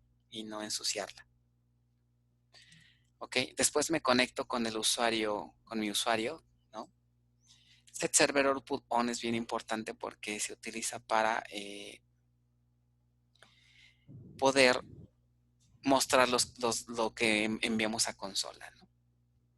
Dice aquí un compañero en el chat que se aprendió a llorar. Bueno, eso es lo que aprendí en el tema de PL/SQL, ¿verdad? Entonces, si en bases 1 aprendiste a llorar, no, aquí en avanzadas, no, bueno, te vas a suicidar de plano. Algo así, ¿no? Es hasta base 3, creo. ¿Mande? Es hasta bases distribuidas. Sí, ¿verdad? Ahí en distribuidores ahí sí ya te vas a aventar ahí. No, esto está muy criminal, ¿no? En avanzadas a lo mejor sales medio moribundo, pero en distribuidores así de plano, ¿no? Sí, el suicidio total.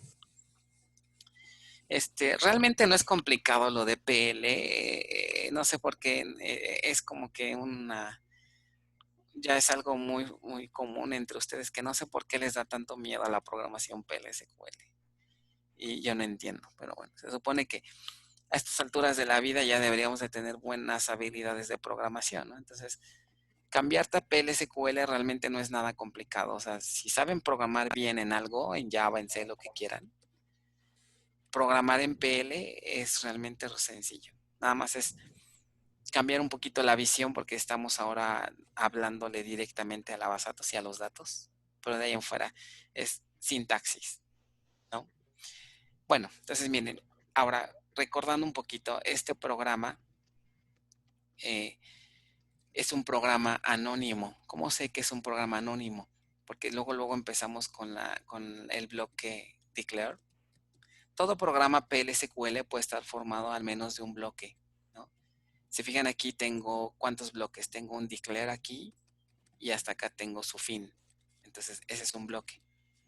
Pero un programa PL también puede tener bloques animados, no animados, anidados.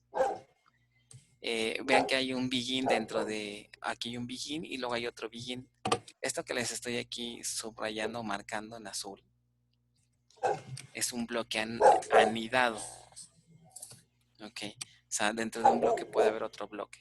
Es como si tuviéramos un for anidado, ¿no? Entonces se vale.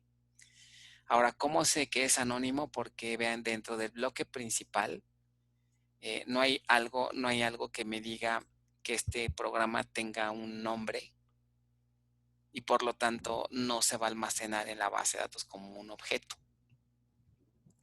Entonces lo que va a hacer este programa es que cada vez que yo lo intente ejecutar se va a parsear todo el código, se va a compilar y se va a ejecutar.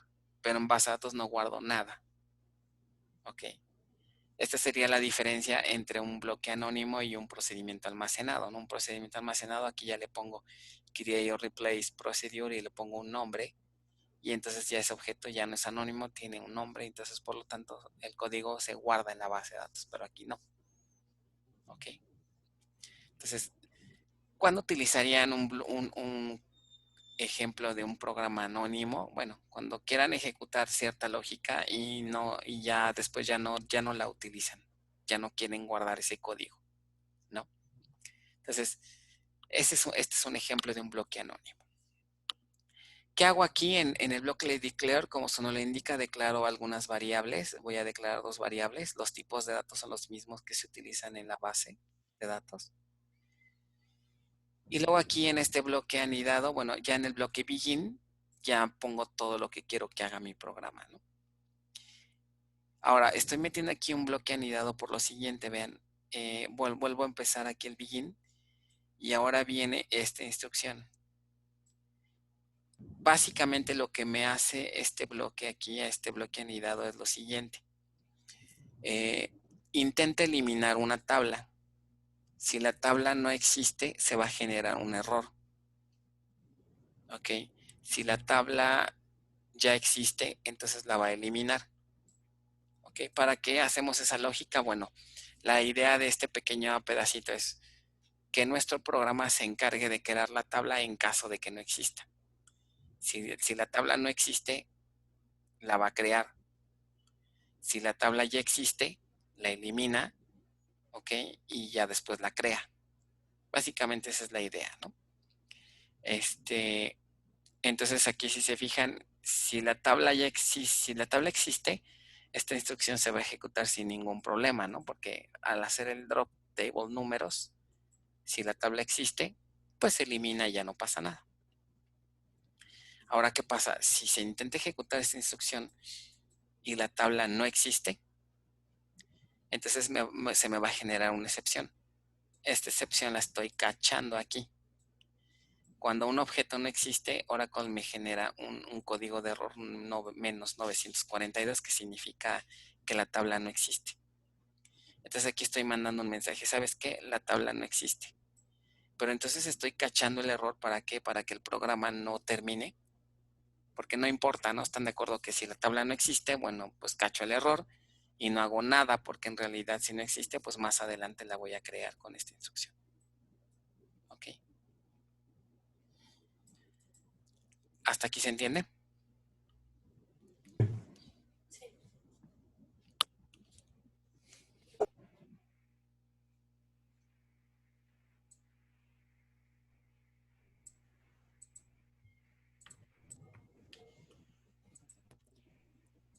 Ok, ¿todo bien hasta aquí? Dicen que sí.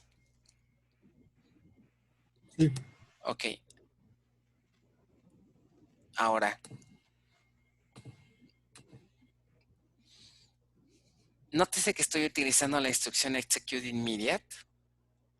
¿Esto a qué se debe? A que por default un programa PLSQL no,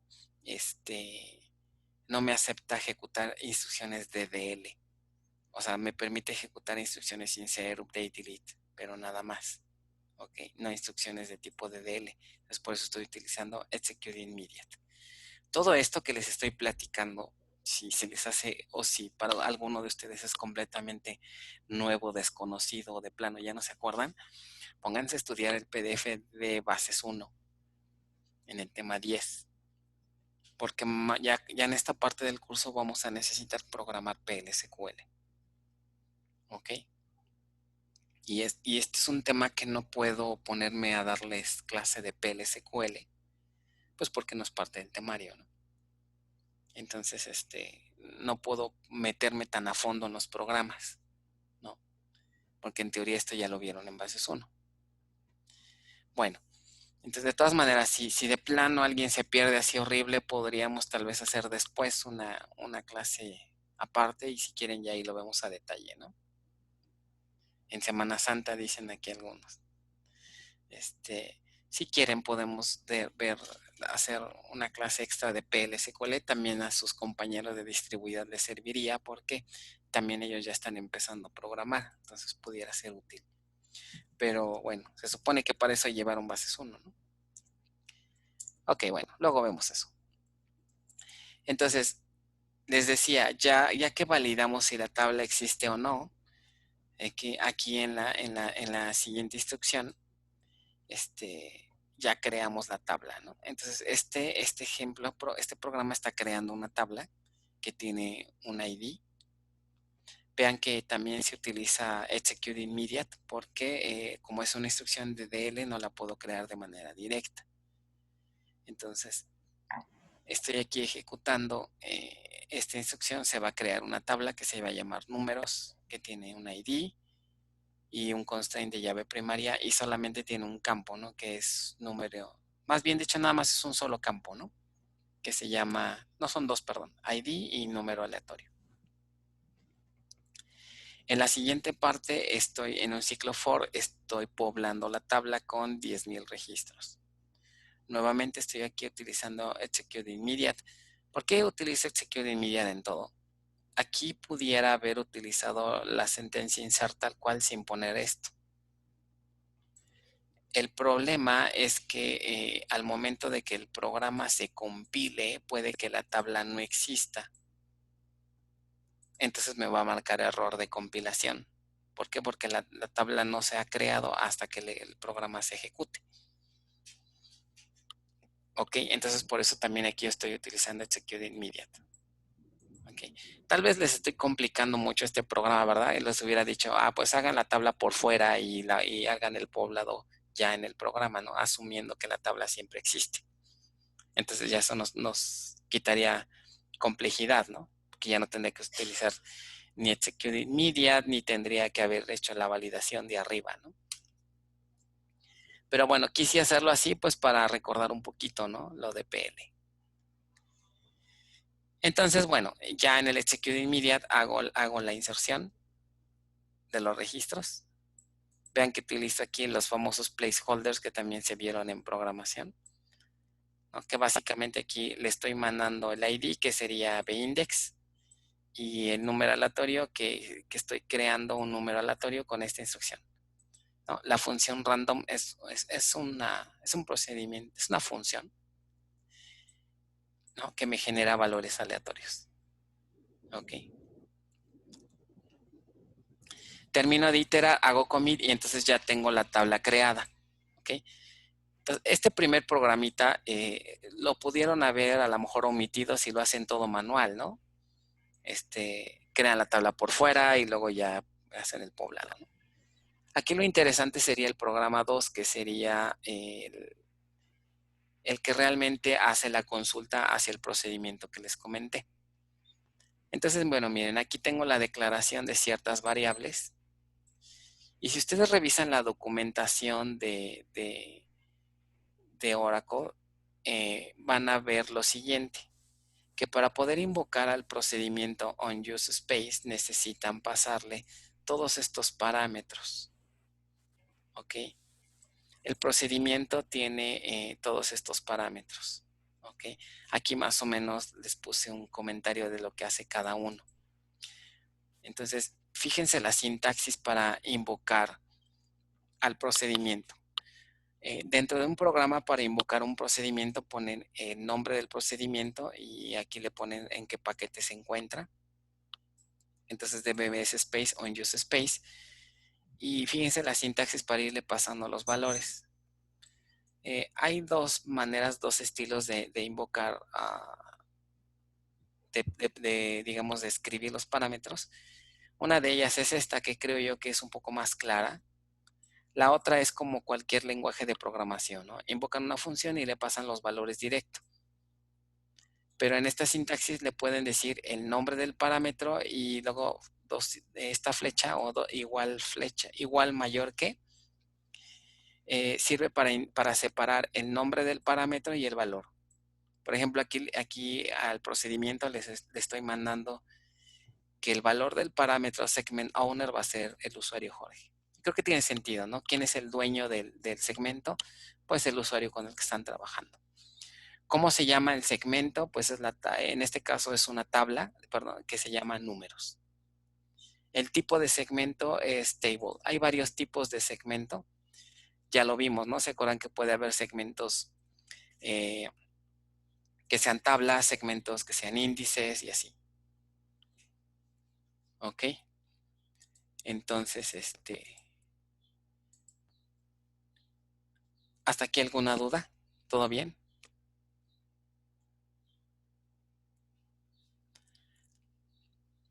Ok, entonces seguimos escribiendo, revisando los parámetros. Ahora, nótese que a partir del parámetro 4, todos son de salida. ¿Se acuerdan de los parámetros de entrada y de salida de los procedimientos? Los parámetros de salida, a ellos les tengo que mandar una variable, como ven aquí. Estas variables que estoy aquí declarando son las mismas que estoy enviándole al procedimiento. Al ser de salida significa que el procedimiento va a modificar su valor. Entonces, en esas variables se van a guardar, por ejemplo, pues lo que me dice aquí, ¿no? Lo que estábamos comentando. Por ejemplo, la primera, ¿en qué se va a guardar en la primera? El número total de bloques que tiene el segmento. En la siguiente, lo mismo, pero en términos de bytes. En el siguiente me diría, ¿cuántos bloques no han sido usados? Unused blocks. ¿Cuántos bloques no se han usado en el segmento? Lo mismo, pero en bytes. Me va a decir cuál fue el último archivo ID que se utilizó, el último data file, que ahorita estos dos pues no son tan relevantes para nosotros, ¿no? El último bloque utilizado, o sea, el último bloque en el que se insertaron datos y el nombre de la partición en caso de que la tabla esté particionada, que ahorita sería un nulo porque no hemos trabajado con particiones. Entonces, en realidad los más interesantes están de acuerdo que serían estos. ¿Cuántos bloques se han usado? ¿No? Y cuántos bloques están, más bien cuántos bloques no se han usado y cuántos bloques tiene el segmento. Y ya que lo invoco, entonces lo único que hago es mandar imprimir. Con estas instrucciones imprimimos el valor de las variables, ¿no? Cuando se ejecuta, bueno, la salida me daría una cosa como esta. ¿Ok? Entonces, por ejemplo, aquí pueden ver, ¿no? ¿Cuántos bloques en total tiene el segmento? 32 bloques. En bytes eso equivaldría a esta cantidad de bytes. ¿Qué otra cosa me dice? Por ejemplo, que cuántos bytes están como sin usar. 0 bytes. ¿Qué significa? Que todos los bloques que se reservaron para ese segmento han sido usados. ¿Ok? Entonces, esta es la instrucción, esta es la información que me da este procedimiento. ¿Dudas de esto? ¿No? Bueno, lo tenemos que correr para verlo bien. Sí, no hay que jugar un poquito, ¿no? Para verlo. No se preocupen para que puedan jugar, para que lo puedan comprobar, el último ejercicio del tema. Entonces, como está muy cortito, si quieren rápidamente lo leemos para que ya quede el ejercicio 3 ya, ¿no? Ya se nos acabó la clase, pero fíjense, en el ejercicio 3 lo único que les pide es lo siguiente. Modificar el programa anterior para que la creación de la tabla de números permita la creación del segmento de forma diferida. Esto ya lo sabrían hacer, ¿no? Nada más tendrían que modificar allí el create table, ¿no? En su programa. Modificar el programa anterior para que no se realice inserción de registros. ¿Ok? O sea, ese for que está ahí, pues nada más tendrían que quitarlo, ¿no? Y ya eso es lo que tendrían que hacer. Posterior, agregar una nueva instrucción empleando execute immediate que permita la creación de nuevas extensiones de forma manual. ¿Cómo pueden provocar que una tabla genere extensiones sin que tenga datos? Entonces lo que tendrían que hacer es ejecutar esa instrucción que ven ahí. Alter table números allocate extend. Si ustedes ejecutan esa instrucción, lo que van a provocar es que se genere una nueva extensión, pero todo va a estar vacío, ¿no? Y ejecutar el programa que vimos para comprobar qué diferencia habría, por ejemplo, con los resultados aquí, si la tabla no tuviera ningún dato. Es decir, y si las extensiones que se generaron